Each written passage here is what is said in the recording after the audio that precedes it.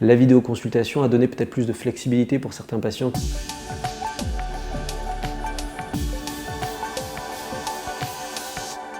J'ai commencé la téléconsultation via Doctolib au début d'année 2019. Le service de vidéoconsultation, pour moi, ce qu'il a de bénéfique, c'est qu'il me permet justement d'aérer peut-être un petit peu le programme. Ça me permet de valoriser peut-être ce genre d'actes, puisque avant, ce genre de choses on traitait le soir par mail, qui pouvait prendre beaucoup de temps quand il y avait énormément de demandes et qui était juste du bénévolat médical. Quand ça passe par la vidéoconsultation, là, il y a peut-être un intérêt aussi de revaloriser notre acte. Et puis pour le patient, de ne pas se déplacer. Alors, c'est du confort, peut-être plus du confort patient alors dans ce cas-là, puisqu'il n'a pas besoin de se déplacer spécifiquement, donc finalement il n'a pas besoin de venir au cabinet pour avoir ma réponse.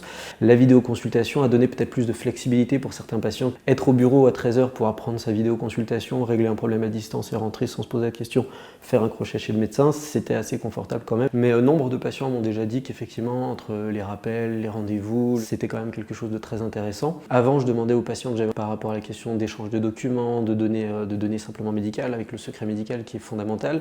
Je pense que je peux effectivement m'appuyer sur on va dire cette assise administrative et surtout sur le fait que Doctolib est une entreprise qui est bien cadrée, qui me permet de dire aux patients, bon, passe par là pour justement être dans les clous et que vos données soient sécurisées. Donc là, c'est quand même une garantie importante.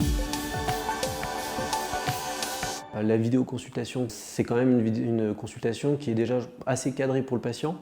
Et souvent, je me rends compte qu'effectivement, quand je suis face à un patient en vidéoconsultation, les questions sont assez directes, on sait vers où on veut aller et finalement, on reste assez, peut-être un petit peu plus dans la question initiale qu'en consultation. Il y a beaucoup de consultations qu'on a qui ne nécessitent pas obligatoirement, ou en tout cas pas systématiquement, qu'il y ait un examen clinique à la clé. Par exemple, tiens, de jeunes femmes qui ont des renouvellements de pilules contraceptives ou éventuellement tel patient qui viendrait me voir une fois, je lui dis bon, on va faire une prise de sang intermédiaire et puis dans 2-3 mois on fait le point ensemble. Probablement que les résultats de la prise de sang me permettront largement de m'orienter, je n'aurai pas besoin obligatoirement de revoir le patient.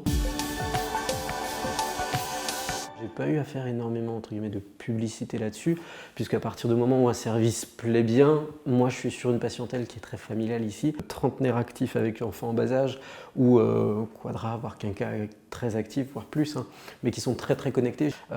Pour eux, franchement, ça a été presque une étape normale. Je pense qu'en moyenne, je dois avoir 5 à 10 consultations par jour en vidéoconsultation. Et ce que je trouve aujourd'hui vraiment très pratique, c'est probablement le côté, le patient, s'il a des documents à me transmettre, il puisse passer par là.